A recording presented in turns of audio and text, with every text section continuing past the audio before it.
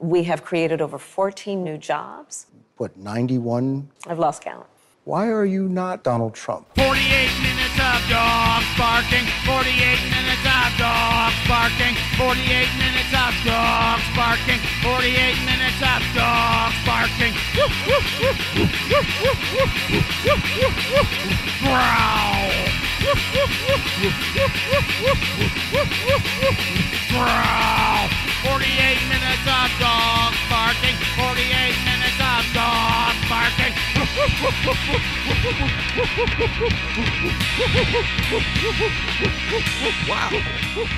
Wow, it's 48 minutes of dogs barking.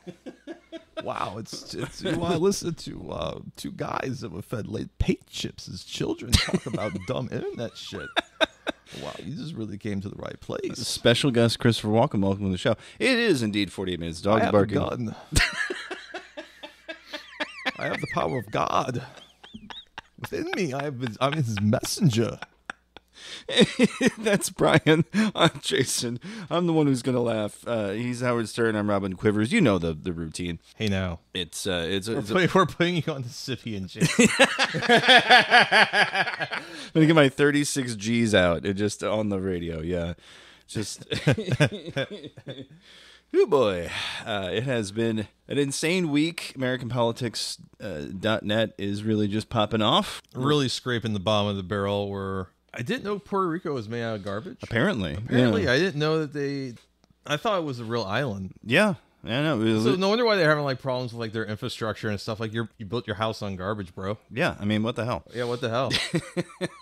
John Leguizamo came out, like all these other people, these people who are supporting Puerto Rico came out. It was pretty fascinating. Ricky Martin posting like, I'm not sitting still for this. Coming from a guy who's apparently called Kill Tony, he's like, yeah, why not? Yeah. Kind of feels right. And Jon Stewart comes on and does a milquetoast kind of like, hey, give the guy a break. He's a roast comic. I'm like, yeah, well, then he got booked for the wrong fucking venue there, pal. Yeah. You don't bring what roast was Nick comic Mullen energy. doing? Exactly. Can't get Stavi for this. You can't get Shane Gillis. What's fucking Tim Dillon? Dude, Tim Dillon killed it. Oh, yeah. Tim Dillon would come out dressed like Trump. You see, just do the whole thing. Shane Gillis probably would too, actually. Yeah. Yeah, I mean, you know what? I'm not trying to do their job for them, but like this shows a lack of imagination. Yeah. I mean, if two idiots in the Midwest can think this up, I'm sure someone, in their field can do this. The opportunities were there. They just didn't take it. Whiffed on every single one. Yeah, and you just did plain old boring fascism. Yeah. Boo. You couldn't bring out the bread and circuses. No, nothing entertaining. At least the RNC had fucking, Hulkamaniacs showing. No, that's Macho Man. Macho, make America macho. Make America macho again. There you go. Oh, yeah, we're going to bring the immigrants over. Oh, we're going to put them in the square circle. Oh, yeah. And then I'm going to jump off the top turnbuckle and I'm going to take away their dreamer status. Macho Man Randy Fascist. Something mean, I'm not going to let them do no early voting. No. No siree. Yeah. Siree. So it's going to be a politics-filled show. Unfortunately, I apologize in advance. It's just that's what's on our minds this week. That's what's on the internet. All the listeria outbreaks in the food supply. No, not a biggie. Be talking about any of that. We're not worried about it. Yeah, I don't eat that garbage. Right. I go if I want to eat garbage. I go to Jimmy John's like a man who respects himself. Damn right. Or God, I had Panera for the first time like a couple weeks ago, and I was like, God damn it, Brian's right. It's hospital food. It is literally hospital food. There's no imagination left in it. They've lost whatever sauce or juice they ever They've had. They've solidified their supply chain so much for speed that they have lost anything that made Breadco or Panera, or whatever the fuck you want to call it, appealing 20 years ago. Well, speaking of being appealing 20 years ago. Oh, really more like 35. I know, but work with me here. The Daily Mail decided to publish this bombshell report that Tim Walz fucks. Yeah, this is such an interesting piece. Yeah. Because it feels like it's supposed to be a hit piece. It really does. But all it does is make Tim Walz sound hella cool. Oh, insane. Yeah. So you're saying Tim Walz, he went to China, just fucking laid some pipe? He slayed the sliz. Yeah, I don't. Yeah, he was putting in the work. Mm-hmm. He apparently had some pull, and that pull involved the then 24-year-old daughter of a high-ranking Communist Party member. Yeah. Like, okay, dude. Like, so again, like, where's the part where I'm supposed to be upset? Yeah, he wasn't married. They were about the same age. Like, there's nothing there. So, like, okay, so Tim Walz was a Dreamcast stan. Yeah. And he's got pull. Yeah. So the guy gets pussy. Yeah. And we presumably still can. He's married. I would imagine. And if he weren't married, still. So, like, it's just like one of those things where, like, so this guy doesn't, like, suck. Yeah. like we're really like, so everything about JD Vance makes him seem like the sort of person you would not leave alone in a computer lab at like a school or a library. Right. And we're supposed to feel like this guy is some paragon of like Christian values or something. But here's Tim Walz throwing it out there and getting something back. Yeah. And we're supposed to think that that's awful. I don't get it. The unmarried man in his mid-20s traveling abroad got laid? Yeah. All right, man. Hold the phone, folks. My favorite bits, this is Ben Ashford writing an exclusive for dailymail.com. Couldn't even get it in the regular paper. Tim Walz had a secret fling with the daughter of a high-ranking communist official during his 1989 teaching stint in China. Jenna Wang, 59, claims the VP hopeful showered her with gifts and seduced her at his pokey staff accommodation at No. 1 High School in Foshan, Guangdong Province. The lovers could not risk holding hands or showing affection in public because Wang's dad was a high-ranking figure in the CCP who would disown her for fraternizing with a Westerner. But their romance blossomed behind closed doors as they sipped tea, made love, and listened to George Michael hits, leading the then 24-year-old Wang to dream about marriage and a new life in the United States. No proposal was forthcoming, and the shame of being treated, quote, like a prostitute eventually left Wang feeling angry and suicidal, she claims. Now, she caught feelings over what was clearly a fling. That's not on him. Tim was very passionate and very romantic. I can still remember dancing with him to our favorite song, Careless Whisper. Hell yeah, baby. All right. If you can get laid after listening to Careless Whisper, good on you, brother. The fact that we couldn't touch or kiss in public just made it all the more exciting and intense when we were finally alone. We were deeply in love, and I wanted to marry him and start a family. When it didn't happen, I felt very unhappy and sad. Tim's behavior was very selfish. And then they bring up, oh, well, you know, he claimed he was in Tiananmen Square, but he wasn't. Or it was in Hong Kong when it erupted, yeah. Yeah. Here's a picture of him in 1990 that he sent to her. I mean, goddamn, dude. I mean, if he can get laid looking like a math teacher, goddamn, brother. I mean, well, I have always heard stories from Westerners who've gone live like in China and Japan that like you don't have to really be like that good looking of a white guy. Like there's just always going to be women that see like a Westerner or a European and like are immediately just like, oh, what's up? yeah. And I'm sure that's not just like a thing that is particular to like China and Japan. I'm sure it's a lot very of places. common. Yeah. He continued to write her, though. It says, during the summer, Walz returned to the U.S., but wrote letters to Wang, giving vivid depictions of his life and teaching job in Alliance, Nebraska. At Walz's direction, Wang says she sent off a passport photo and information about herself to an address in the United States, believing it was part of the process to secure her a visa. Their relationship began to sour. I mean, there is obviously a narrative here of a romance that got rocky, but that's like also two like young people in some pretty interesting circumstances. Yeah, and then like 2 years after the relationship started to sour, he met Gwen Whipple, who he then married. Yeah. So like, yeah, I mean, like, okay, well, that sounds like young people and how complicated love can be when you're young. And then also you add in the things about the top-ranking communist official father and all, you know, so I mean, like, okay, yeah, like that. So he's lived a life. Yeah. And like this woman's also lived a life, like so Right. they had a human experience. Oh God, it's not the press. Complicated and you know, and like you know, it's not a happy ending. Sure. But not all romances have one of those, of course. So, yeah, like, again, I don't know what this, like, if this is supposed to, like, so Tim Walz is a human being who's done human ass things. Yeah. Wow, damn. This is so much like, yeah, and well, Donald Trump's putting ketchup on his well done steak. Like Exactly.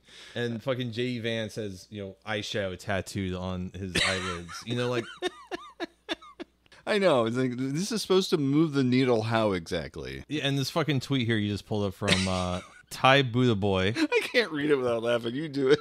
Wait. He nutted? This young man sprayed during a trip to a foreign country? How is this possible? And he was single at the time? Yet he splashed loads? This is just not adding up.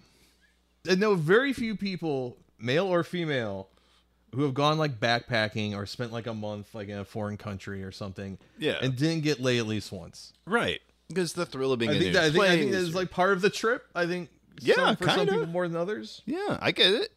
So from Tim Walz to his running mate, Kamala Harris, the Elon-fronted America PAC had the wherewithal to post this video on X the other day before promptly taking it down after the hubbub, good old Jenny Tightpants, a.k.a. at Halomancer1, grabbed a copy. And so here it is. Warning, this ad contains multiple instances of the C word. Viewer discretion is advised. Kamala Harris is a C word. You heard that right. A big old C word. In fact, all of the other C words think she's the biggest C word of them all. That's right, she's a tax-hiking, regulation-loving, gun-grabbing communist. And the worst part, she's proud of it. Kamala Harris, the C word America simply can't afford. See you nationwide, Tuesday, November 5th. I'm not gonna lie. The part where they're like the C word we cannot afford, and they have the laughing Kamala in the background. that like it's this very like ominous thing. That part works. Everything else is dumb. Yeah. This is really fucking stupid. Yeah, Kamala Harris is a cunt, or Kamala Yeah. is a cunt. Yes, please say it. Like she's Just say she's a yeah, I mean, she's just as much for genocide as the other side, and she's also wanting to build the wall. So, like, yeah, that's some behavior, and it's not serving like a Charlie XCX record. She's not giving mother. She's not serving. No slaying, except for the Palestinian actual children. Slaying. Yeah. One of the replies, Isaac Evilman at Isaac_Evilman. They had an even more direct allusion to it at the end. See you nationwide Tuesday. Okay, you know what? Again, I'm gonna have to give a couple points on the board for that. Yeah. See you nation, or see you next Tuesday would be better. Right. Because then that in hits a little bit harder. Dr. Van Fook at the Shy Duck. I wish she was this cool. Yeah, I really do wish that all of our Democratic politicians were as deeply communist and socialist as the right wing likes to say. Yeah, don't threaten me with a good time. Fuck. Like, they're going to call you a communist no matter what you do, so you might as well just go whole hog, man. Fuck it. Absolutely. Or no matter who you reach out to. Oh, so Liz Cheney and Dick Cheney support you. They called you a communist anyway. So fucking do communist shit. Fuck it. There's no winning with these people. Speaking of these people, nope.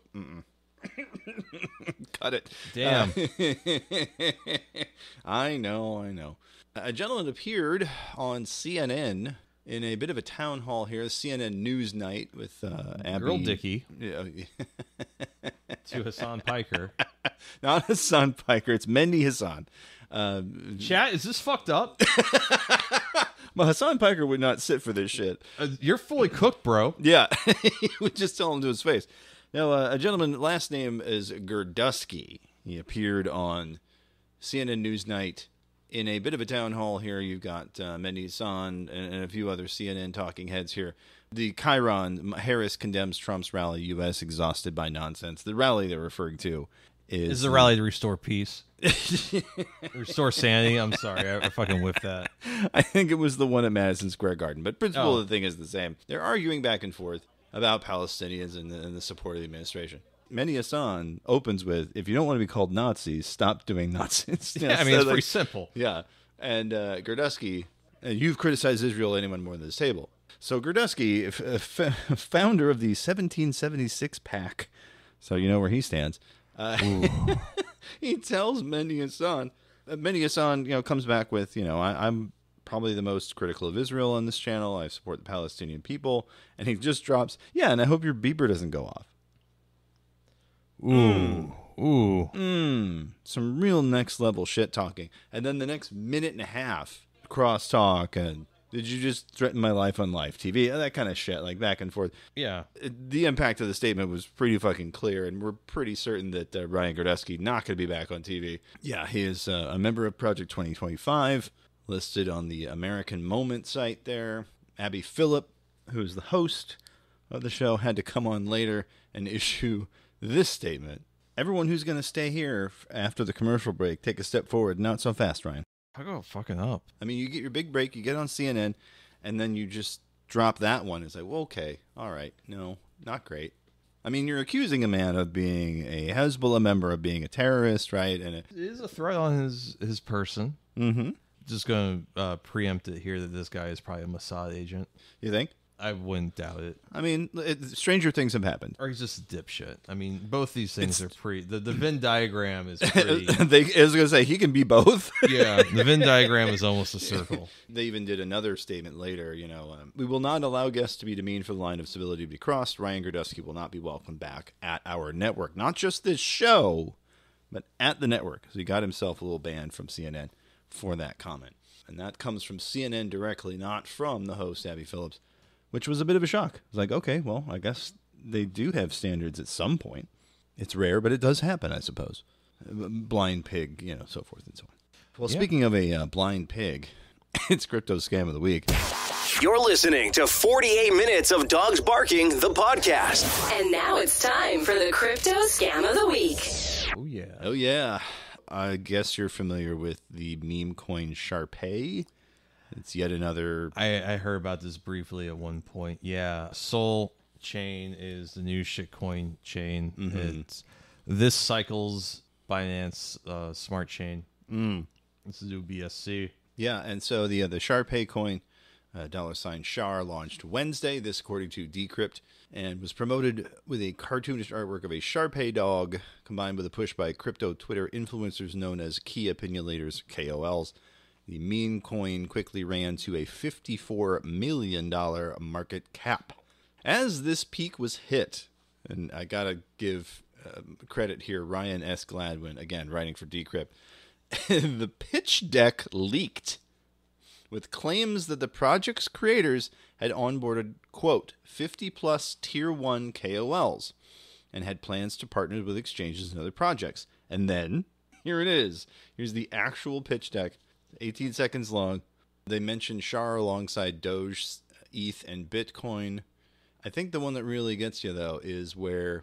There it is. Top KOLs and traders on board. Now, someone was kind enough to grab this. I'm only recognizing a couple.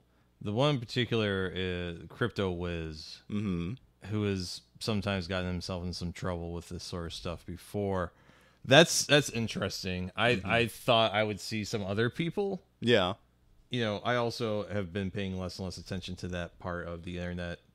Because, man, aside from stuff like this, it's the same old fucking story over and over again. Like, someone launches Joker sperm, J-sperm. Yeah. And it's got memes like, you're not buying and hodling, and you think that's funny. Murray, I'm tired of buying and hodling. That's right. So one of the influencers shown on this pitch deck, Patty Ice, at Patty_FI, responds with, at Solana Call, please take my name off this. I have no affiliation with you. So they put these profile pictures in the pitch deck of people that are like, no, I don't know anything about this. Yeah.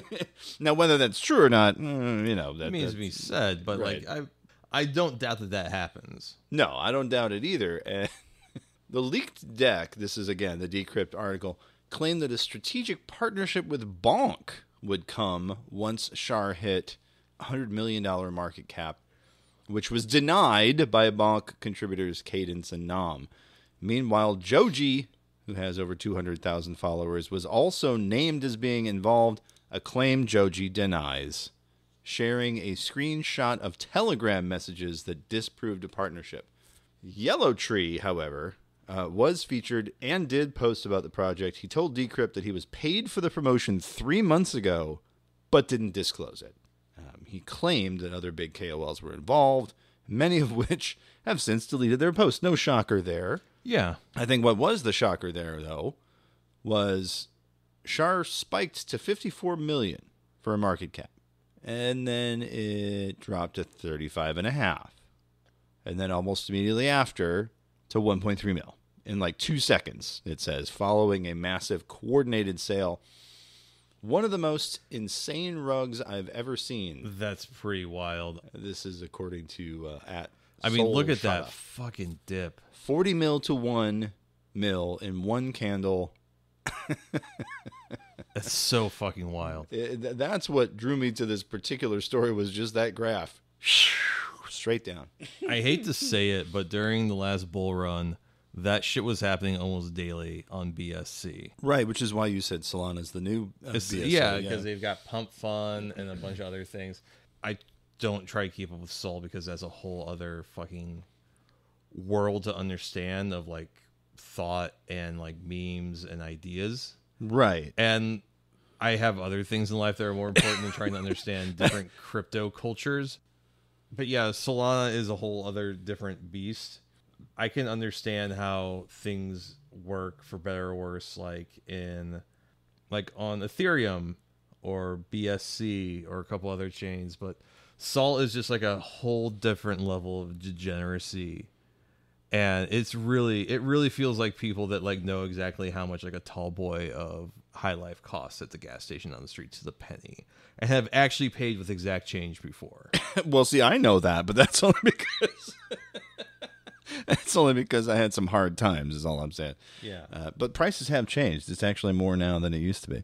So Shard, the at Solana Cole did post to Twitter a response to this. We understand what everyone may be thinking right now and want to provide our response. We have genuinely built a large, remarkable project and the entire ecosystem we discussed. We have been preparing this project for over 3 months, and everyone knows about it. However, due to the FUD, we no longer had the funds to continue operations. We can provide proof that we communicated with every influencer represented in the pitch deck. While we never claimed to have finalized agreements with everyone, we had offers and deals from everyone on that list. Please wait for updates, and that was about a week ago. Yeah. Not surprised. It was the FUD. It was the FUD that had done it. That's why we sold everything. The FUD. At GSUSSOL, no way you prepped art for the rug. And yes, there is a piece of art of the dog with a parachute. At DE7ERV, our CEO died and we don't have access to the funds, referencing a previous scam. Yeah. Hold on a second. We're figuring this out. Don't sell. Yeah. How did that end up, by the way? Was it just straight to the bottom? That was after? I think so. Yeah. I think that's pretty much how it goes. The best one was the dev had COVID. I've seen that in a few telegrams. And that's why he's not. That's why he's not in the Telegram channel.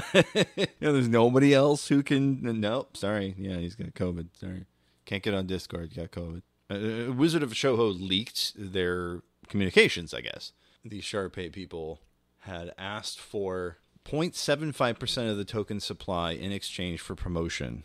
Now, Wizard of Soho said no.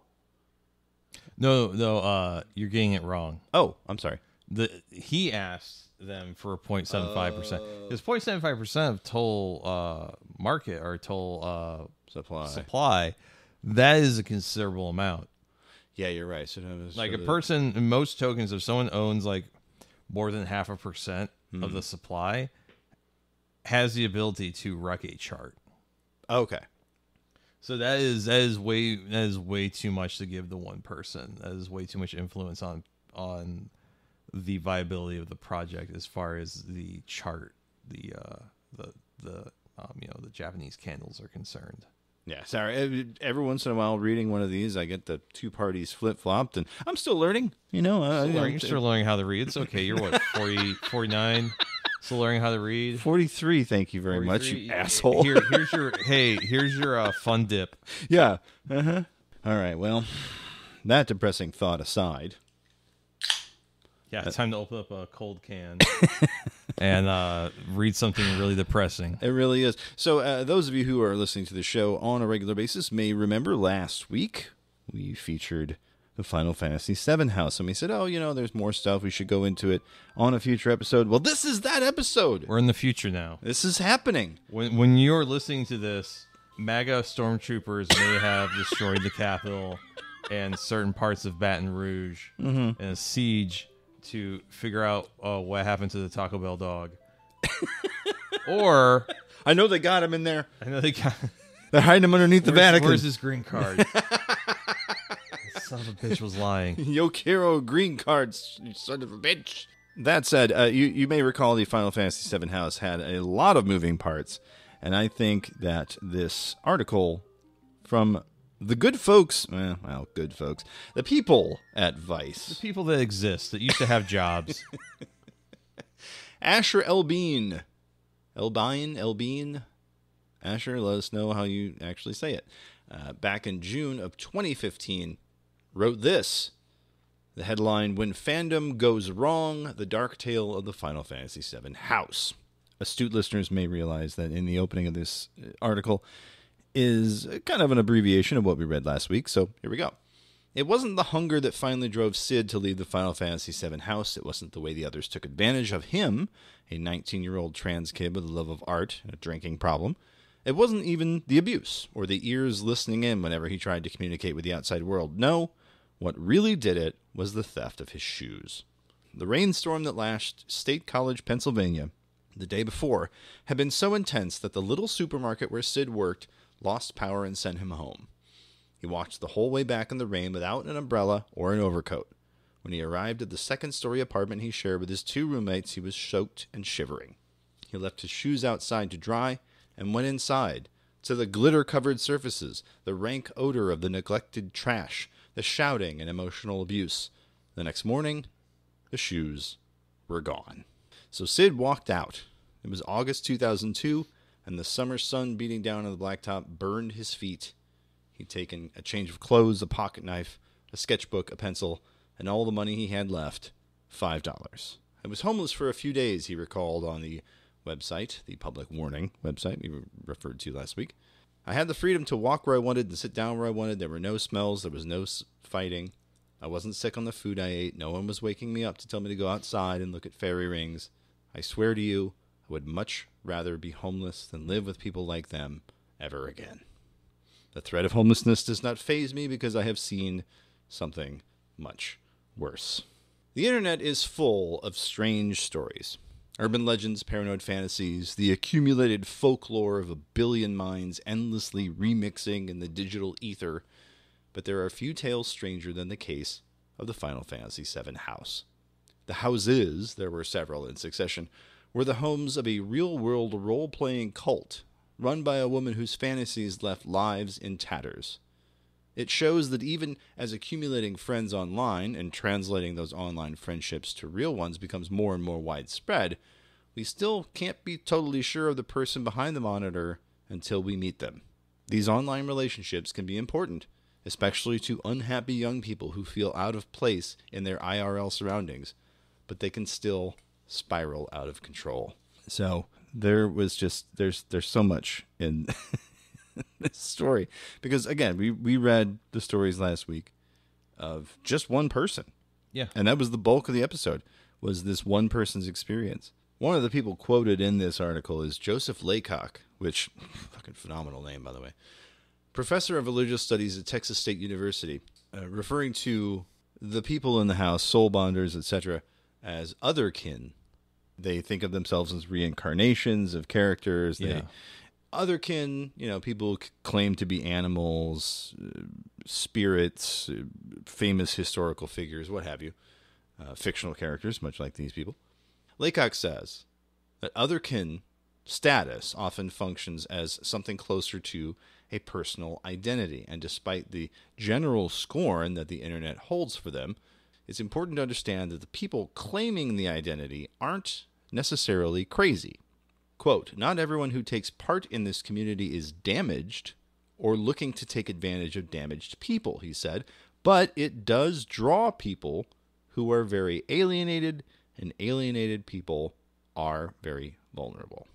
A little background on the author of the original post. They had a rough upbringing before they entered Alfred University in 2001. Didn't get along with their family, beginning to grapple with gender identity, freely admits to drinking too much during the freshman year, that's kind of a thing you do. But college exposed him to video games, particularly Final Fantasy VII, and he started participating in the online fan community, building the website that attracted Joanna's attention. They're referred to by many different names here because they have referred to themselves by many different names. Jen has gone by Joanna and Genova, yeah, and all that stuff. So the website got the attention of Joanna, Jen. So the bit referenced in Sid/Demon Sushi's story that we talked about last week about the soundproof room, that was actually the practice room in the Penn State Music Building. That was the way they were going to make them remember being Zack from Final Fantasy VII. But of course, it just kept going. If you remember the bit in the story where they made him continue working this shitty job at the grocery store and all that. So once Sid/Demon Sushi, once their story was kind of wrapped by what we read last week, that was when the website went up. 2006, they launched the site, a full 4 years after it actually happened. The article continues. Sid's website warning others of the house launched in 2006. He'd been telling anyone who would listen that Joanna, again, Genova, was trouble, he said, but hadn't been having much luck. Quote, I realized the only way anyone would take these warnings about nice, kind, popular Joanna, Genova, seriously would be if I collected first-hand accounts of her abuse, including lists of her alternate blogs and AIM accounts. The website initially only had a few stories posted, including a slightly rewritten account of Sid's experience that he'd originally posted to LiveJournal. But a week after the site went live, Sid said he found himself bombarded with emails from other people who'd encountered Joanna and the Final Fantasy VII House. Both Sid's initial entry and the 2006 website attracted plenty of curious attention, both in the Final Fantasy fandom and other corners of the internet. That attention grew as people from outside the relatively insular fandom picked up the story, spreading it elsewhere online, and that link, I believe, is Reddit. Yep. Of course. Yeah, Escapist Magazine did an article in the video games issue. Of course, it's 404 now because they got bought, but it did become a game for some people to find and dox Jen and all these people. That's how we found, her name that we mentioned in the previous episode. Digging through blogs, looking through live journals, trying to find them. The interesting part to me is that, again, this article continues, Joanna and her supporters fought back, deleting as much of their old material as possible, sparking flame wars where they raged against Sid and his website. They called him a liar, accused him of being insane or addicted to drugs. The fights, egged on by trolls and rubberneckers, reached more absurd heights with a 2000 publication of a now-deleted LiveJournal thread that detailed a similar situation to the Final Fantasy VII House, centered around a nightmarish roommate who made money out of conning other kin out of money for her religion. The posts, all supposedly authored by different people in the house, read in a suspiciously similar style, and I'm uncomfortable vouching for their authenticity. But the members of the online forum, something awful ran with it. Of course. Preserving the journal entries and launching a long-running attempt to dig up the identity of the woman allegedly described. Commenters on the thread eventually claimed to have discovered that the antagonist of the story was one of the FF7 House members, which drew even more attention to the site. In face of all this turmoil, Joanna and Rachel went to ground. The author of this piece in 2015 was unable to get in contact with either person for the story. Repeated public record searches turned up nothing under their names but defunct addresses in Pennsylvania, Arizona, and California, and some disconnected phone numbers. All the email addresses listed in their live journals are dead. So it feels like, ooh, okay. Ooh, this is mysterious. I know. And so it looks like after Sid's website, according to other folks associated with this, that the house moved again in 2003 to an actual house in Bellefonte, Pennsylvania. That was the woman Patricia and Angel. Patricia, whose testimony we read last week, became a stripper Right. to raise more money for the group. And thankfully, Patricia was able to Lift herself up, but and still, kind of come to terms with the fact that, yeah, I actually like stripping, but it's weird to push someone into sex work. Yes. Obviously, it didn't work out that badly for her in this particular instance, but I have heard tale of it going very wrong for many people involved. So it looks like she relocated to Arizona. One of the other people referenced in this piece calling them out of the blue from California. So they describe it as such. The Final Fantasy VII House at its root was a place ostensibly built around a common dream, a community for people who loved the same thing, who understood and supported each other no matter what.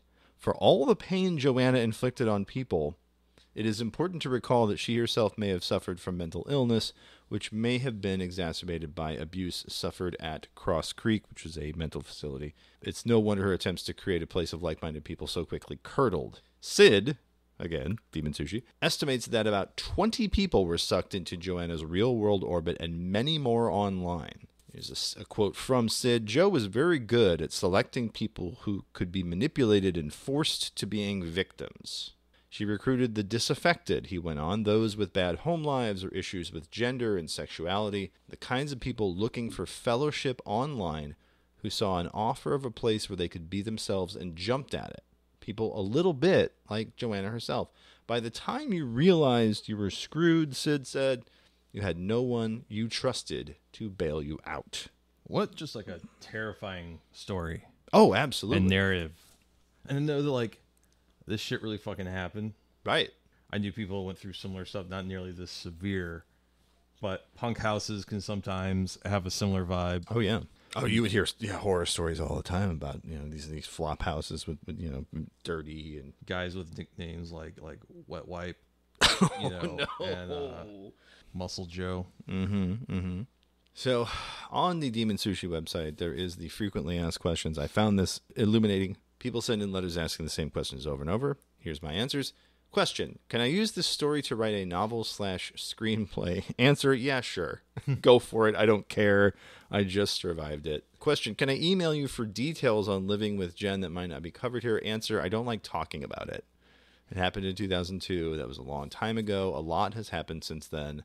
And a lot, like the name of Jen's 10 zillion soul bonds, has become blurry plus, PTSD. Question: do you have Jen's contact info? Answer: I do not have it anymore. Question: God, you were so fucking stupid. Answer: trust me, I know. The most important question, though, is this one.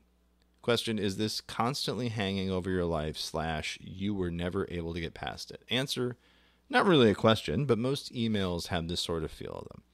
Most everyone who got the hell away from Jen got the hell on with their lives, myself included. I graduated college. I studied abroad in Japan. I taught in elementary schools in Japan. I continued with my life. I have PTSD from it, but I'm taking medication for it and moving past it. I applaud them for getting through this situation because it is fucked up. So there are other people who, after Sid left the house, shared their stories on this website eventually. So this was here some letters they got in October of 2006 from a person named Kat.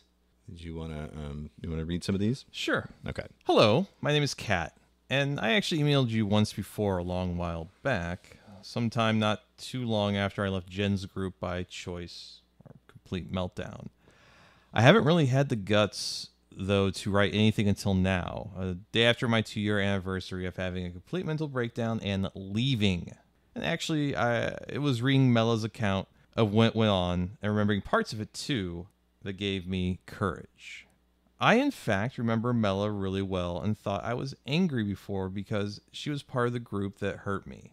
I find myself with no anger for her now. Actually, back a lot of what she says is true, and I kind of empathize with her as well. I'm glad she's out now too. So in 2005, on the website is Mella's story. The website's author writes, the following is a series of emails I exchanged with Mella, who lived with them being the Final Fantasy VII House people. She eventually kicked them out of their house, but her story blows mine out of the water. 11/15/05. Hi. I'm the chick from California that shows up from time to time on your site. And I figured we should talk a bit, as I'm pretty fed up with Jen myself, and kicked her out of my house a couple of months ago. 11/16/05, I met Jen at boarding school in Utah. We got along pretty good because Jen was known as that crazy girl that thinks she's a vampire, and I was that crazy girl that thinks she's a space alien.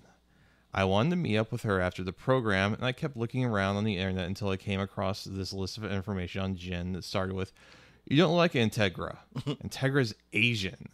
There was a whole lot of stuff about Jen, and from what I saw, I could identify this as being a Jen I knew from Utah. So I contacted the person that wrote that description, and she directed me to Renee, and from Renee to Jen. Jen said she had been looking everywhere for me, which I had found highly unlikely, as I was online at classmates.com, and all she would have had to do was pay like $15 to subscribe, and Jen would have unlimited access to my contact info.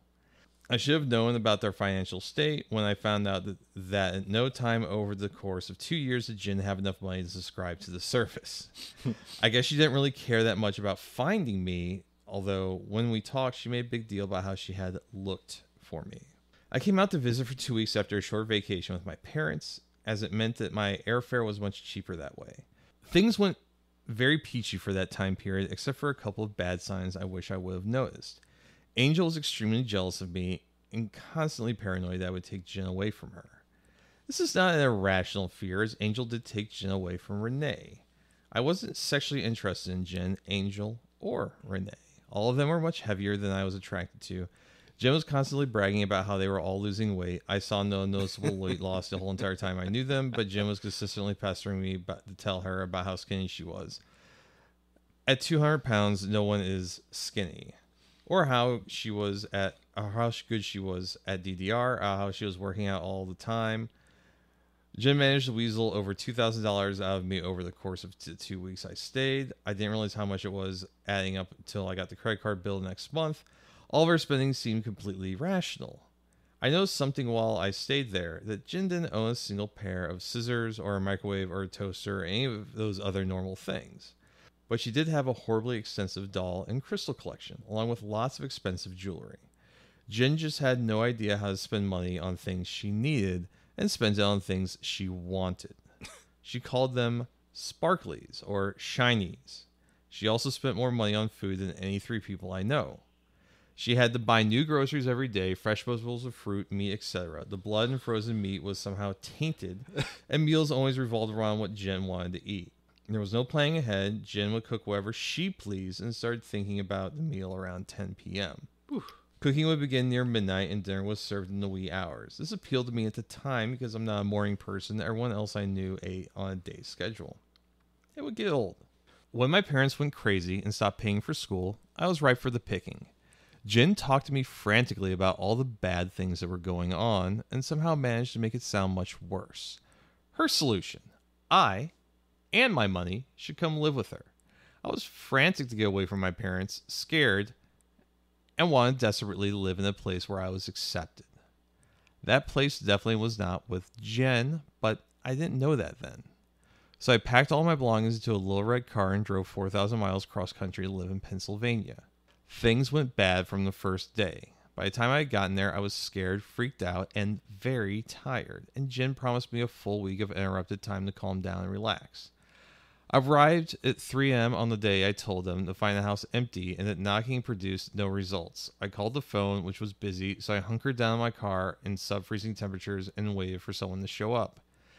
After a couple hours, I left my car, knocked on the door again, and yelled through the mail slot trying to find them. Renee eventually came downstairs and let me in. They had locked the door after Jen and Engel left to spend the night driving around doing nothing, which I found out later would be one of their favorite pastimes. Angel's husband used to give her money to pay for her gas, but after they spent hundreds of dollars every month, he finally gave up on it. Angel's husband was treated much the same way as my parents. One day, Jen would be screaming about how she should cut off contact, and the next talking about asking him for more money. Everything with Jen was about money, magic, or some combination of money and magic. She bought everything for its magical property. Didn't you know everything purple was magical? 11/19/05. So, where was I? Oh, yes, I had just moved in. Jen had promised that after I had been on the road for days on end, I would be allowed to stay alone in my room for a week and recuperate. But Jen's money senses were a-tingling, and she dragged me out to buy groceries and all sorts of stuff she didn't need, starting the next day at 10 a.m., never mind the fact that I arrived at 3 a.m. Shortly after I moved in, Angel's jealousy went from bad to terrible. She was constantly sulking around, giving me dirty looks, etc. Jen's solution to the jealousy issue was to set up a situation where it looked like Jen was cheating on Angel with me so Angel would realize, quote, it's not that bad. Not only did she come up with this horrible idea without telling me, but she kissed me in public randomly when Angel was driving up in the car, making it look like I had put the moves on Jen. Angel was really upset, and I think Angel would have gotten violent if it wasn't obvious that I was in as much shock as she was. This is a perfect example of how Jen starts drama. I moved in with $17,000 in my bank account, and soon Jen had drained all of that on, quote, necessities, all, quote, for the house, many of which went into Jen's room and never came out. Soon I received a check from the investment company for $80,000, and Jen's spending began again in earnest. I tried to get her to stop spending money on frivolous things, but every time I said no or told her she should spend her own money buying things for herself, she threw a fit. All this time, she was telling me how important I was to her special plan and how the world needed us to stick together so we could conquer evil, etc. I wanted desperately to feel special. I was scared and alone, and I believed her. She knew a few magic tricks, was very good at reading people, and could give relatively accurate tarot readings. I fell for her lies, hook, line, and sinker. Finally, I found an idea as to how to occupy her time making money instead of spending it. I decided we should open a business. Esoterica Curiosities. Since I supplied all the capital, you'd think it would be in my name, but Angel mailed all the forms without telling me and put the business in Jen and Angel's names exclusively. We were going to open an occult shop in Bellefonte, as apparently there were none of these in the State College area, but Jen liked the idea of opening an occult shop much more than actually doing it. I think she wanted to collect all the occult stuff more than actually run the business. Jen has some pretty bizarre ideas about what she thinks she is, who she thinks her ancestors are, and what, quote, special powers she thinks she has. Jen is a vampire hunter, a term she made her own definition for, except when she's a vampire herself, and not just any vampire, but a master vampire. Oh, and she was going to be the new vampire slayer, except she got turned into a vampire instead. Oops. She's queen of the fairies, live in the backyard in the local park. You'd think that being queen would take up all of her time, but it also seems she has the time to be the reincarnation of death. 11/19/05. I think I'm going to be selling some of Jen's worthless stuff that she left here on eBay, along with a description of what happened to me. I'm hoping that people will feel sorry for me and pay more than the item is worth. For instance, I have a riding crop that Jen broke across Angel's back and then continued to whip her with, leaving huge bleeding gashes across her back. That might sell.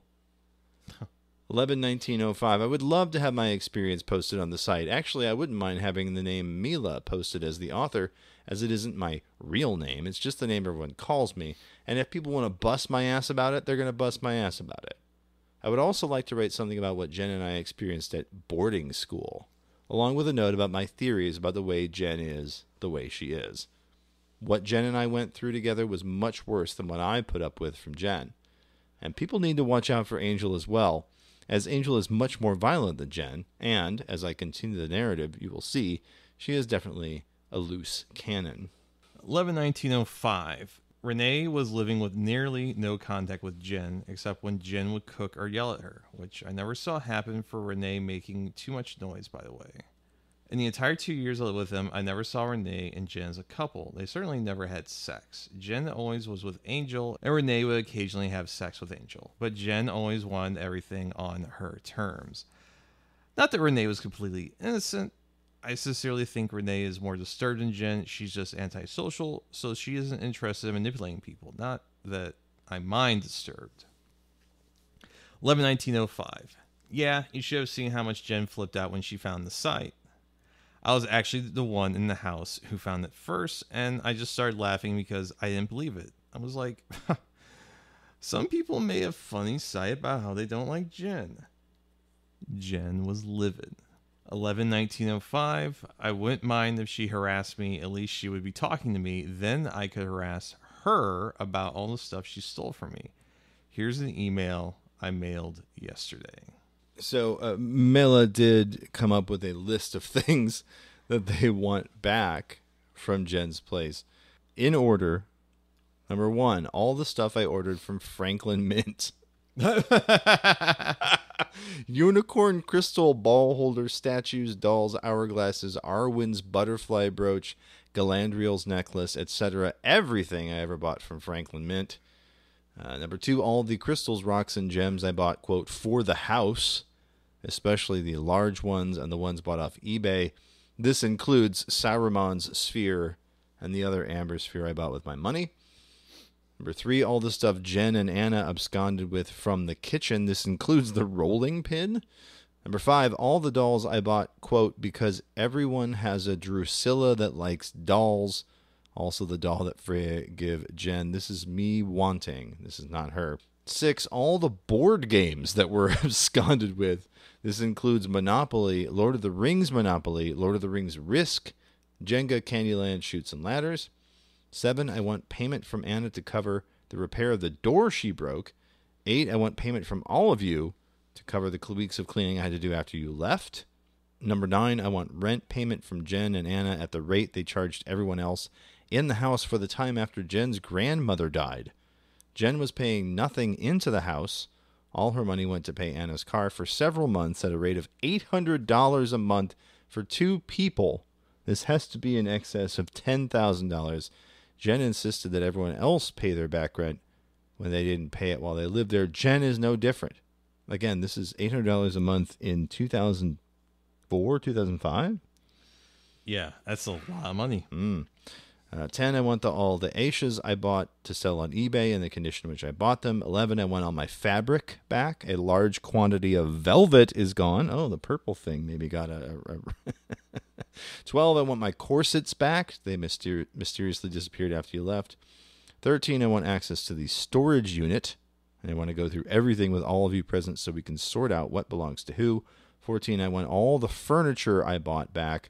This includes the small writing desk I bought at the antique shop. In a letter from 11/19/05, Jen was always complaining that I went to the hospital too much.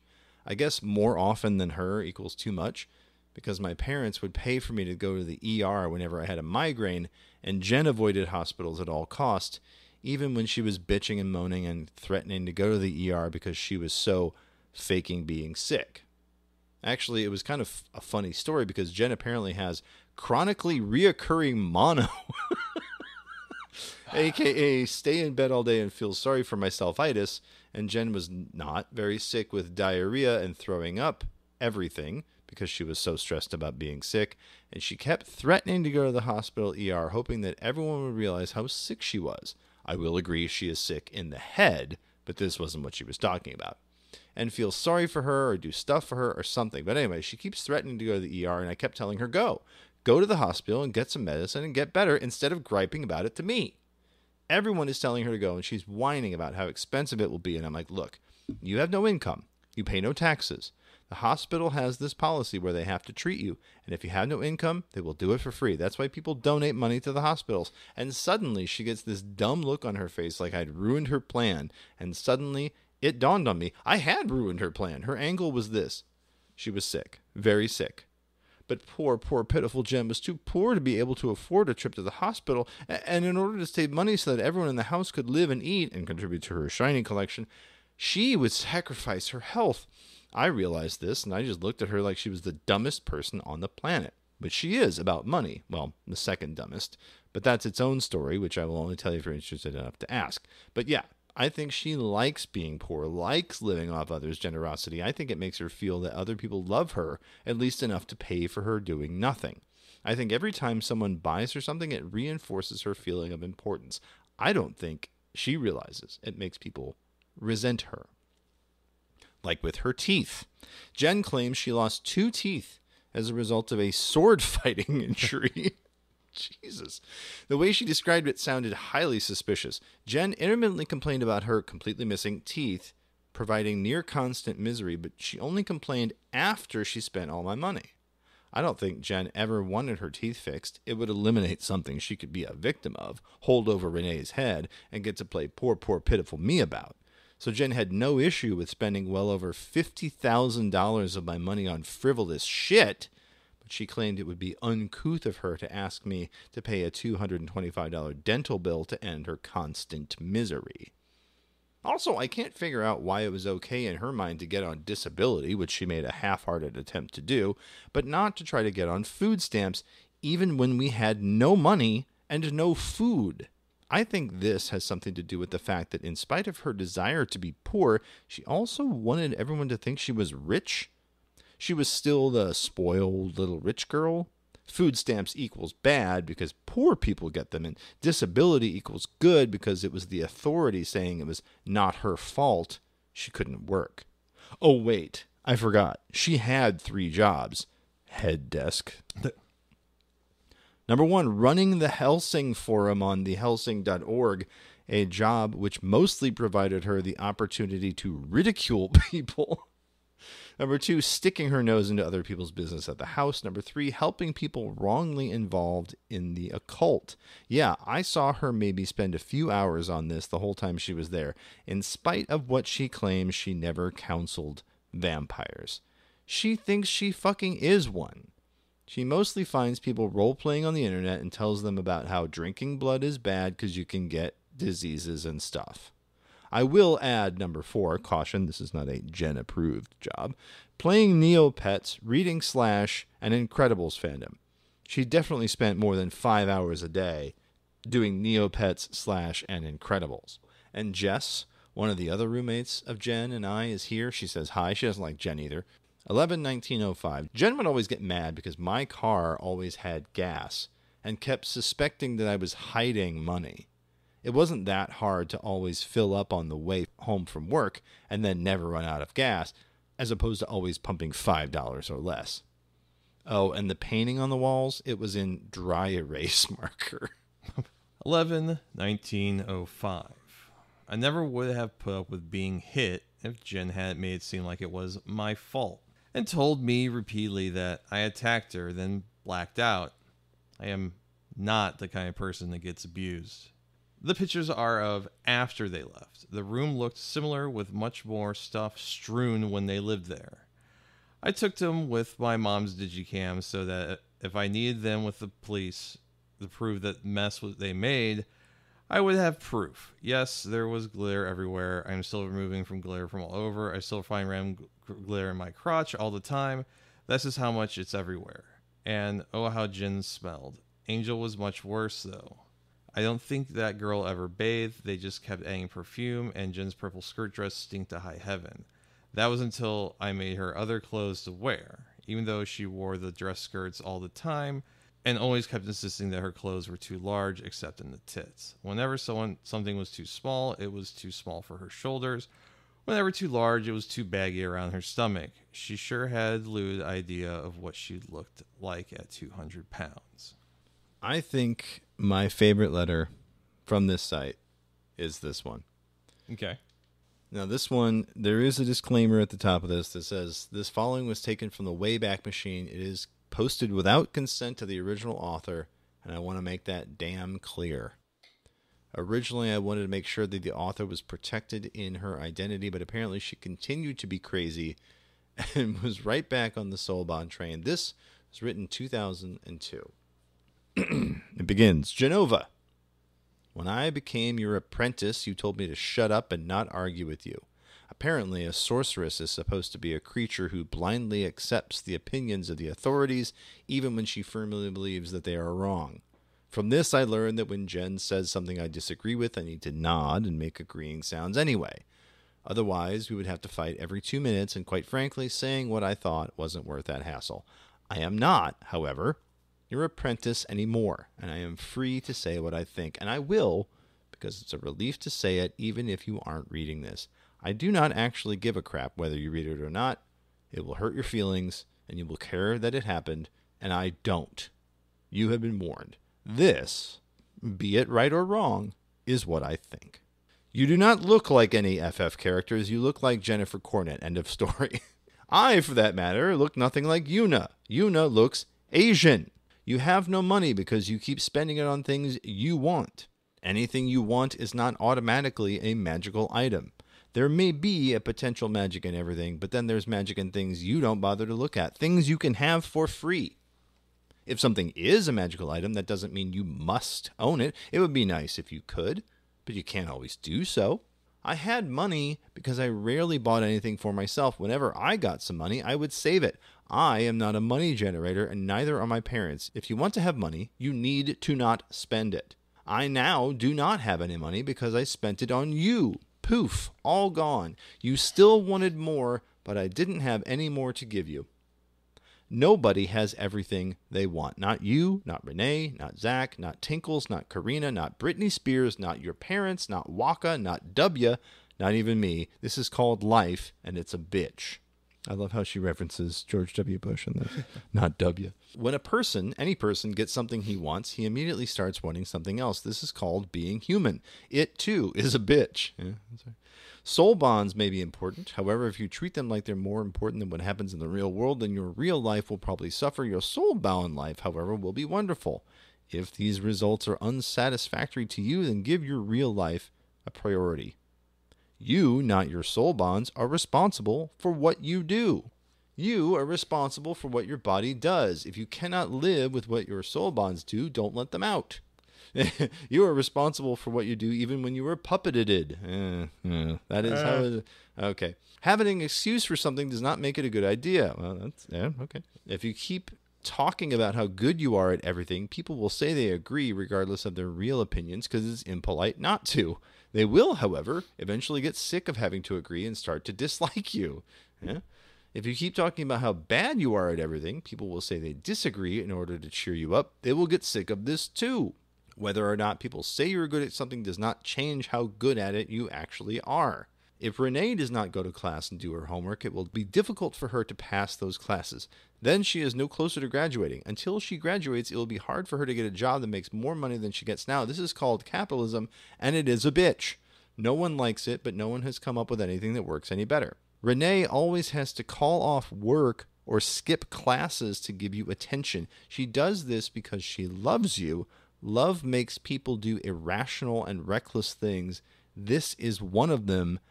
That does not make it a good idea. You are wrecking Renee's life. It is wrong to do so even if you have permission.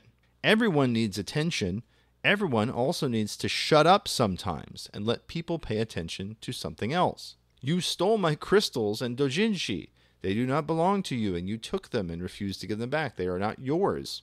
You taught me no magic. The only thing I learned from you is how to be aware of people like you. The doctors probably cannot figure out what is wrong with you because you are not sick. If you feel like you are fat, eat less. Do not whine about it.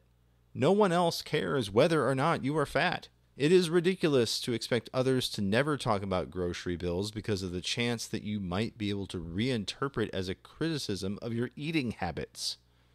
Most people do not spend as much on food as you do. Since you barely pay your other bills, this is not a good idea. Healthy relationships do not require fighting. Healthy relationships with parents or lovers possibly do, because you are required to agree in order to decide what to do, and this creates conflict. Friends do not have to agree all the time, so they do not have to fight.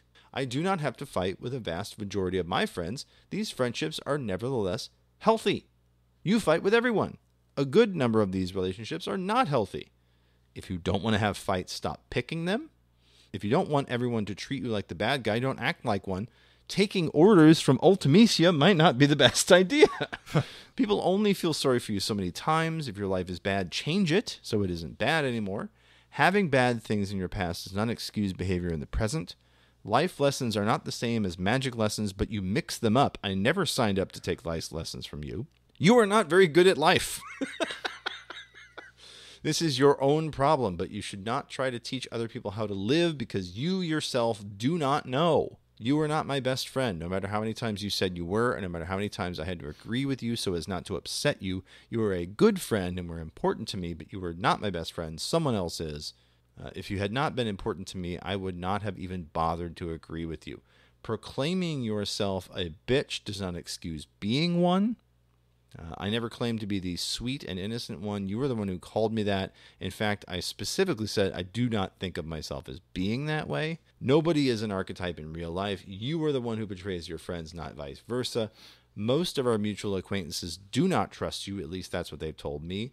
No one is going to trust you if you keep crying wolf. You lie a lot and rarely even stick to one consistent story. A lot of people notice that you're a liar, even if they do not say so to your face. I do not, quote, want to go to Penn State anyway. Telling someone that they want to do something doesn't make them want to do it. It makes them think you're wrong. You are more childish than any adult I know. You act like you're about 12, except when you're acting like you're 2. You do not know anything about anyone else's soul bonds except maybe their name, hairstyle, and a rough sketch of their past. You look silly when you pretend you do know about others' soul bonds. Most of the time you guess things and you guessed wrong. You have a sexual relationship with a girl. The term lesbian applies to your relationship. It is unreasonable of you to get upset if someone calls you one. You are one. You are the only one acting like there is something wrong with it. Lesbian is not a criticism. It is a fact. No one has criticized you.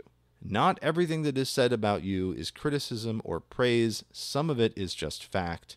You take everything personally, regardless of whether or not people are trying to criticize or praise you because of this. You feel hurt whenever anybody says anything.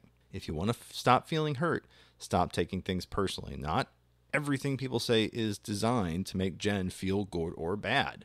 In fact, very little of what is said is designed to make Jen feel good or bad.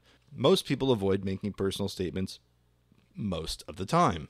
This does not apply when people are angry. Many people are now angry at you. Most of it is your fault. I realize that you will take all of this personally should you ever read it. You will feel bad. Anyone would. I am not that stupid. If you didn't want that to happen, you shouldn't be reading a list of, quote, things I thought about Jen but never told her. Feeling bad is a fairly obvious consequence of doing that. If you are hurt, it is your fault. Most of the time when you get hurt, it is your fault. This is true of most adults. In most situations, that's just how it is. It is good that people were able to not only get out from under this woman, but also to post things like this, big screeds, like this is terrible. You're a terrible person because, yeah, Jen's a terrible person. Absolutely. Yeah. There's still so much. I mean, letters upon letters at that site, but what a freaky deaky situation. And I mentioned it last week that she's still doing it. She's still out there. Yeah. Twerking on the Hannibal fandom. That's right. Yep. Stunting on them. The more I read about this and the more I sit here with these stories, the more I'm just like, she's not the only one. She can't be the only one, right? There's predatory and weird people in all these different fandoms. There's predatory and weird people. This is just the most publicly known one, at least as far as I know. And I'm just deeply fascinated. Yeah. Yeah. Yeah, it's fucking crazy. I remember first reading about this, almost 20 years ago and thinking, what the fuck? And now it still is as confusing and as upsetting and as weird as I remember it then. I guess it's just because I've never been in that situation, but how do you let yourself get in so deep with someone like that? How do you let this narcissist get their claws in you and just tear you up? Because $80,000 on bullshit? The Franklin Mint fucking crystals? The holders and shit? Yeah. Just all of it sounds so fucking insane. Physical abuse and having to be there when they're fucking their girlfriend, getting mad about being called a lesbian. Is there's just so much psychosexual weird shit going on, and the soul bonding thing is okay, fine, people woo woo whatever they want in their heads, but forcing it on other people is different. Trying to activate the hidden memories, you know what, you can believe what you want, but you're trying to make someone else remember things that they clearly don't have any kind of past life regression need for. Right. Yeah. It's this interesting artifact from a time when the internet felt like it could show you something you never imagined. And boy, I never in all of my thoughts ever came up with the idea of a weird pseudo cult in crappy cheap apartments based around someone's really bizarre misinterpretation of Final Fantasy lore. Yeah. And again, I will recommend to our listeners to dig through Demon Sushi's website, Demon-Sushi. Just search that. You should get that first hit, because there's a lot more there that, I mean, I've been very selective about what we're reading, and even that I'm like, this is too much. Yeah. It's just so much. It's a creepy story in a way that, like, Hannah Arendt banality of evil type of style, you know, Yeah. like it's a broken person wanting to create something of their own, but winds up drawing in other broken people and fucking their lives up. Yeah. It's a cycle. Unfortunately, like I said, I don't think she's the only one. There's got to be others. We just don't know about them. There's probably one, you know, like down the street somewhere. You know, somebody's like, yeah, I'm Nathan Drake, and Oh, Jesus Christ. you know, and in my past life, I was also, the hunter from Bloodborne. Sure, whatever. You know, whatever. Sure. It is. Staggering stuff. Well, Brian, you want to see something gross? Yeah, sure. All Fuck right, it. let's Whatever. do it. That's right. It's shock.jpg. And now, the moment you've all been waiting for. Shock.jpg. Yeah. Yet another 4chan discovery. I've been calling this one WalShart. It's 8 seconds long. I wonder what's going to happen here. So before this is even really started, there's a posterior facing the wall of a public restroom. Mm-hmm. The posterior is bare. You got a nice little side profile here. I don't know. I wonder if just like I bet something happy is going to happen. Okay, well, let's find out. That's the part that got me. So as Brian mentioned, the shapely posterior is pointed at the wall. An eruption of shit just slides right out. This just absolutely cakes the wall. It is stuck to the wall. And I did not think this was going to belong to a young woman. No. Who then faces the camera with her eyes really wide open and just kind of in a hushed voice, what the fuck? Yeah, I don't know what she was expecting. Yeah. Was there something else supposed to happen? Was it just supposed to, like, log out? I don't know. Was there going to be like a Lincoln log turd coming? I don't know. Maybe it was just a fart that went too far. You know, like, you don't really know. Amazing. But the look on her face. Yeah. Because she knows immediately. This is like what happens when you accidentally rear end someone at a red light. Yeah, that same look. Fuck? What the fuck? I thought it was green. And just... It's almost as I mean, I don't know what she expected was going to happen. That's the part that baffles me. It's like, okay, I'm pointing my ass at the wall. It went back. Yeah, I did reverse the video for a second there. You know, she's pulled up her sweater to, like, not get anything on her, but clearly does, because it splashes. Oh, yeah. With a little lip piercing, you know, like... Oh, there's this... And the best part is that the shit hits the wall, bounces off of it, gets on the handrail, because she's clearly in either a single stall or in the handicap stall. Which is like the penthouse suite of the bathroom. Absolutely. That's where you got to go. But then also, not only the handrail, but then it also gets all over the toilet paper dispenser. Yeah, come on. Yeah, it's a messy thing here. I do have to say, without the what the fuck and the look at the camera, it would have been rather unremarkable. But this one really elevates it. Did you just do an enema? What is happening?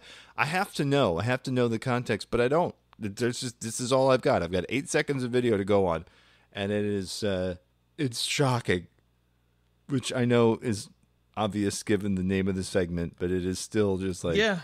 I don't think I've ever had a blowout that bad in a bathroom. Thank God. Again, I wasn't also pointing my ass at the wall, though. But, so you know what? Don't brag. You're right. I used to, when I had a much worse diet, used to call it slapping the bowl. Oh, sure. Just a real solid thud. And you get a little water splashed up, right? A little chilly. Yeah. A little cold. You're making chili, yeah, in the... And this is the crock pot toilet. Hi. This is Johnny Knoxville. Yeah. Welcome to Jackass. This is a crockpot toilet. leave it. Is this Dave England? Just Yep. They're sitting there shitting in a crock pot, and then they leave, this is a crockpot toilet. and then they leave it out. Yeah. You know, I've had bathroom emergencies and whatnot, but I don't think I've ever done that. Thank God. I don't think I've ever even gotten to the floor. I'm very, very proud of that fact. Here. Yeah. Look who shits right. Exactly. I do it right, sitting down and everything. I'm housebroken, like this lady. Yeah. So this is like the opposite of pee-pee monster. It's poo-poo monster. Exactly. See, but this is the only one I've ever seen of her. So until I see her again, I can't, I can't put that. Pee-pee Monster was our first episode, wasn't it? I think it was our first Shock.jpg. Or one of the first. No, because we did Pee-pee Monster as the main topic of our first episode. That's amazing that we, yeah, along with Dan Quinn. Yeah. Well, Dan Quinn was one we didn't release, and then there's also Fat Man. We did one. I was thinking about the rabbit that they can't use the Hufflefluffer. The Hufflefluffer. I'm the Hufflefluffer. They had to change the name because if you would search for the name of it, it was this giant fat guy eating the bunny. So Cadbury changed the name. You know what? On our 3rd year anniversary, I'm going to make that a promise to our listeners. We're going to revisit the Fat Man episode. We'll have to really do it right this time. Folks, Fat Man here. I'm the Hufflefluffer. A major confection corporation, had to change the name of one of their premier products. Yeah. Because of a giant guy eating. Shirtless. Oh, yeah. And moaning the whole time. Oh, yeah. Oh, yeah. Fat Man here. Oh, yeah. Well, on that note, I think it is time for a breath mint, Brian. Oh. It's time for your mom's favorite part of the show. It's time for the breath mint. Breath mint time. What you got? I have a book that I finished in one day. Wow. That is a record for me.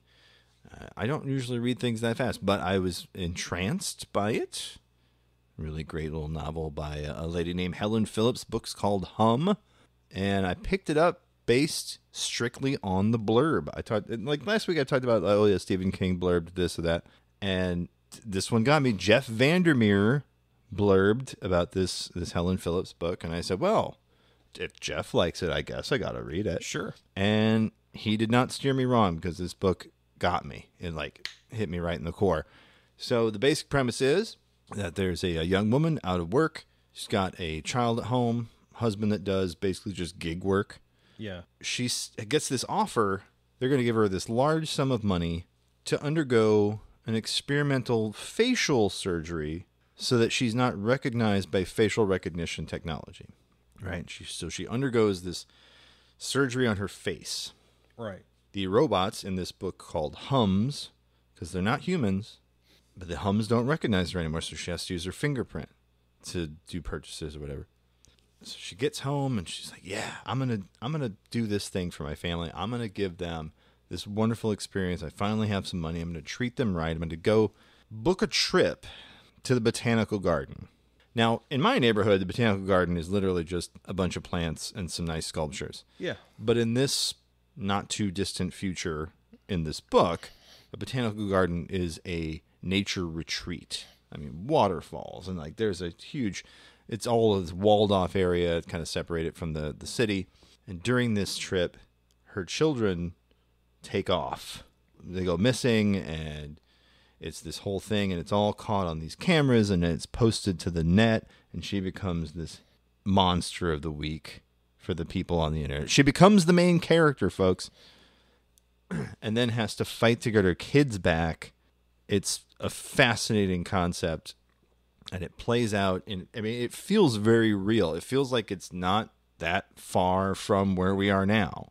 And I think, Helen Phillips really gets into this paranoid parent mindset really well, and the characters are very well fleshed out. I even like the husband, Jem, because he's just like, well, I got all these gig works lined up. And I got to do them.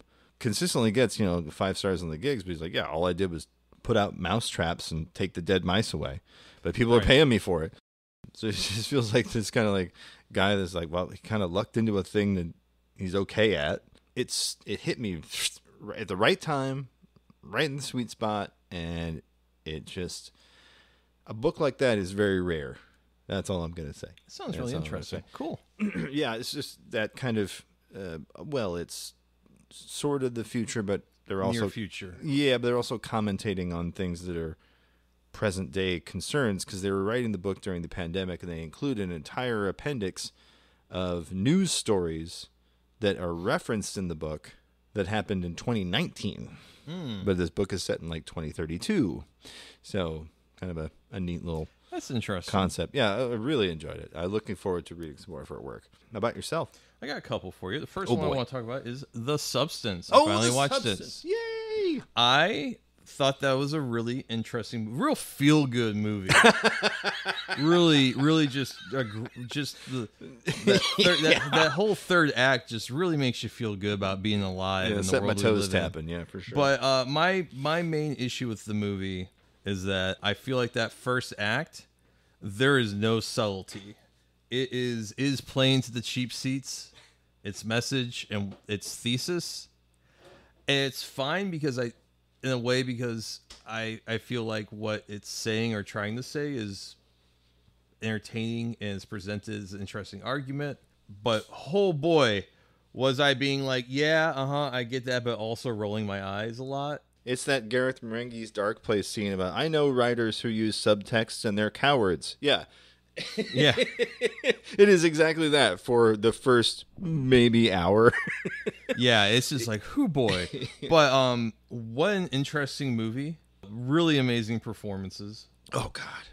Margaret Qualley. Yeah, Knocked it out of the you know those are fake tits? Really? They're prosthetics. Fantastic. Real literal bolt-ons. Yeah. Which kind of fits with the theme of the movie, I Sure, guess. So, yeah. It's just so many levels of artifice. Artifice, and very interestingly shot film. Yeah, it had that Lorgos Yathrimos thing of like these really extreme close-ups and these really weird lenses, and they're doing all these interesting whip pans and all these. Yeah, I thought it was a great movie. I just wish sometimes it had a little bit more faith, maybe, in the people that were watching it. But still, like Demi Moore is great. Margot Qualley is also fantastic. Yeah, I just don't even want to say too much because it's quite a hoot. I love all the practical effects. Oh yeah, so goopy. It's a goopy movie. An extremely goopy movie. An extremely goopy movie. I mean, what it has to say about growing older and about the male gaze and Hollywood and so many things. The price of fame. And, I think it's really interesting. What do you think of Dennis Quaid? Wow. Wasn't he nasty? Just disgusting. Just that scene where he's eating the crawfish. Yeah. And they keep doing these close-ups of his mouth, and he keeps puckering his mouth like a butthole. Mm-hmm. You know, it ends when you're 50. What ends? You know. Yeah, he's firing her without telling her she's fired, which is so brilliant.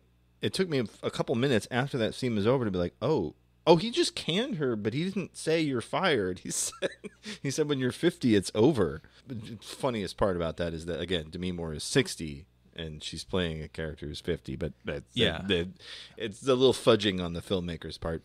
Yeah.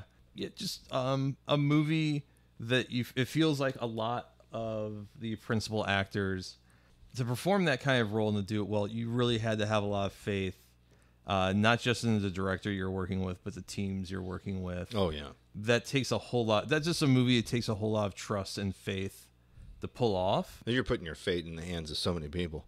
And a movie that has so much nudity and it's talking about bodies. I'm not going to say like it's like something fucking brave about it, but to do something like that, everyone I think has to be on the same fucking page. Well, it's not afraid to go there. I think is really the thing that struck me, is like every time I thought the movie would like pull away or censor itself, it just kind of no. Actually, we're gonna go further with it. Actually, yeah, we're gonna take it a couple steps further, and I appreciate that. The tit tumor. Oh, God. Yeah, that was fucking wild. Yeah, just body horror I love as a genre, as a subgenre of horror. Because, like, everybody points to Cronenberg and, like, yeah, but this movie was, like, Society, you know, or Tetsuo the Iron Man even. Yeah, it's fucking insane. I thoroughly enjoyed it. I think everyone should watch it. It's a pretty interesting movie.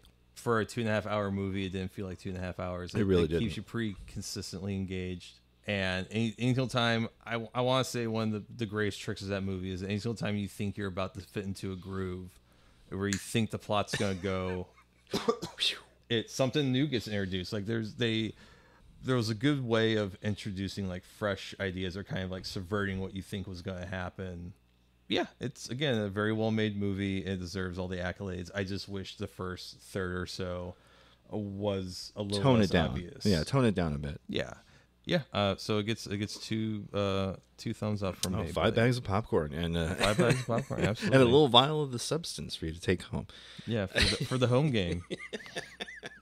I think my original post on Blue Sky was just the substance is a documentary. Demi Moore can just do that. So amazing. You know, that's just how I feel about it. It's a good movie. What else you got? You said I you had other got things. season 4 of You. Oh boy. Season 3. Well, you cracked right through that, didn't you? Yeah, Oh, we've been cruising. Season 3, I think, probably the best season of the show. Subverts a couple things. I don't want to give any major spoilers. Right. You think that they're about to write themselves into a corner, and they find some pretty interesting ways to get themselves out of it. Okay. Season 4 ends with Joe in Europe. He starts out in France and ends in the UK, and finds himself teaching literature as a college professor. Oh. And he is trying to stay low key and stay out of anyone really noticing him. He's changed his hair. He has a beard now. He's looking a little bit less rat-faced. And he ends up, against his own will, befriending a fellow snobbish professor, or a fellow professor who is a huge snob. Okay. And comes from a little bit of money, you know, British, vaguely aristocracy. Yeah. Private boarding school boy Yes, type of guy. and Joe ends up kind of getting pushed into this world. It's kind of a little bit like Saltburn, like this fish out of water in this life of aristocracy and like wealth and privilege. But the thing is that there is a death early on. Joe thinks he's the one that has killed this individual because he was fed absinthe without realizing what it was. It kind of turns the tables because the first 3 seasons are kind of Joe outsmarting and outwitting most of the people around him. Right. And you see his method to his madness. But in this season, he's the one who's being stalked. He's the one that's being fucked with by these texts on his phone that are from like an app that's supposed to be Signal. And so he's getting fucked with, and he's trying to figure out who it is. And it's a nice little whodunit. Oh, okay. Yeah. I definitely like the idea of turning what would have been just a Dexter clone into something else. So that's kind of a concept I like. I enjoyed it. What a good little show. I think we're about like at least a third through the season. So hopefully we'll watch a little bit more of it soon and go from there. I have one last thing super quick because I can't imagine anyone not getting it immediately, but it is... So, you know, Tim Robinson and Sam Richardson from I Think You Should Leave. I never saw the show they did before with Comedy Central called Detroiters. Oh, yeah. Netflix just got the rights from Comedy Central, quietly dropped it on Netflix. I've been chewing through that. It's fantastic. All kinds of jokes that you kind of go, oh, well, this is where this idea from I Think You Should Leave came from. Or you've seen the genesis of certain things. The obsession with hot dogs, a few of the bits about men's fashion. Yeah, there's some stuff in there where you're like, okay, there's a bit of a germ of an idea here. But they play it mostly straight where, you know, it's 2 guys who run an ad agency pitching shitty ads to, you know, these tiny companies in Detroit. It's a hoot. It's a hoot and a half. I'll check it out. There's even a great episode midway through season 2 with Tim Robinson. His brother in the show is played by your favorite and mine, Connor O'Malley. And the Connor O'Malley character is very much like one he does in some of his streams, where it's the America's Favorite Masturbator one, where he's, he lives at home and he's mad at his stepdad.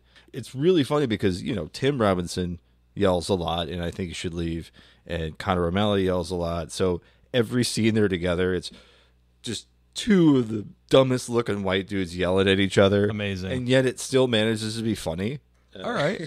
I'm going to check this out. So just conceptually, it's like, okay, you have a lot of room to work with here. All right, fuck yeah. Okay, awesome. Because I kept seeing this bit from it on TikTok where it's the plot thing in the show is that they forgot to pay for health insurance for their employees, and one of their employees gets injured, and so now they have to go back and like re-up everyone's health insurance. And so they all end up at the doctor's office on the same day. Now, Parks and Rec did that same bit, but I think this is funnier. You've got Tim and this guy as the doctor. He's interrogating about how many hot dogs he eats a day. Well, about 3 a day. Did you eat any hot dogs today? Well, not really. What do you mean not really? Well, I have a hot dog bowl. What is that? Well, it's where you take bits of hot dog and you move them up in a big old bread bowl. So you ate a less healthy version of a hot dog. Where are you going with this? Like, moments like that, and they're strewn all throughout the show. Really funny. Detroiters. Netflix has it, which is good because I really felt like that one was going to get trapped at Comedy Central. It's like stuff with Adult Swim. It's like it's going to get trapped there. You're never going to see it again. But thankfully, that's not the case. Detroiters, highly recommended. Very funny, and it's really nice. It's like it's also kind of like, hey, Detroit. It's actually pretty cool now. And Sam Richardson does much more here than he ever does with I Think You Should Leave. And I kind of want to see him do more. I love him. He's just a big cuddly guy, and he's great. I see myself in Sam, which is really funny because he's the black guy. But I don't know why. If you can figure it out, you can let us know at many of the following places. That's right. It's time for us to tell you where to find us on the old internet. Brian, please tell the folks at home. Oh, yeah. If you want to send me death threats, you can find me over on Twitter at ishotguidibord, ISHOTGUIDBORD. If you want to harass me on Instagram, it's a music photographer. If you want to check out my portfolio, it's assholemusicphotographer.com. If you want to check out a website that's still not operational, it's over at musicphotographer.com. And if you want to check out the last and only good media website left in St. Louis, you can always wall your little fanny over to theartsstl.com, where they have been on a 100+ day spree of posting one article a day. I am not contributing to that yet. If I can just fucking find the time and desire to write the 5 or 6 things I have for them. Anyways, the muse, she is fickle. I understand. The muse is fickle. Yeah. We'll just keep saying that. Jason, where can they find you? You can find me anywhere there's a video crime. Chances are that's going to be me. That's VIDEOCRIME. These days, I'm over at the Blue Sky there. That's where I'm doing all my posting, shit posting and whatnots. You can also find me as part of a podcast that's not this one, submitted for the approval of the Midnight Pals. There I play a fictionalized version of Stephen King. New episodes coming soon. I'm very excited. In the meantime, just search up the old episodes. You have a whole season's worth. They're real fun. Anywhere podcasts are sold, or midnight-pals.simplecast.com. You can contact the show in a myriad of ways. My personal favorite is the telephone. That's right. It's 314-246-9766. That's 314 AHOY POO, if you like to spell with your telephone. Shoot us an email, Jason at 8 minutesofdogsbarking.com. Brian with a Y at 8 minutesofdogsbarking.com. Join the Patreon before the end of the year. Get yourself in on this. Have some new members that joined last week. Very excited about that. Hopefully you can add your name to that list. Get yourself some exclusive stuff like the Thanks I Hate It. That's a weekly post-show hangout. Get yourself the Mind Zone. Whenever we feel like spacing out and doing weird shit, we're going to do that. And, of course, if you get in at the $10 level before the end of the year, you get yourself a 90-minute commentary track on a Japanese puke fetish video called Garo Monster Home Delivery. please donate to the Help us Patreon. out. We appreciate every last one of you, but please spread the word to your friends. Make us suffer for your amusement. So that is at patreon.com/48minutesofdogs. Dogs. They're eating the dogs. They're eating the cats. Mm-hmm. Yeah, we're a month late here, but I know. Well, we talked about it when it first happened. yeah, It's fine. Anyways, it's folks, still fine, folks. It's been great having you here on the podcast, but we gotta go see a man about a horse. Our horse is very sick. My soul bond is telling me that I need to go urinate. My soul bond is saying that I've got to defraud Planned Parenthood. That about does for the program. Thanks for hanging out with us. As we always say at this time, namaste. Good luck. Eat the knife. Give mommy a good gut fucking. 25th Amendment now. Who ate all the pussy? Bye. Bye.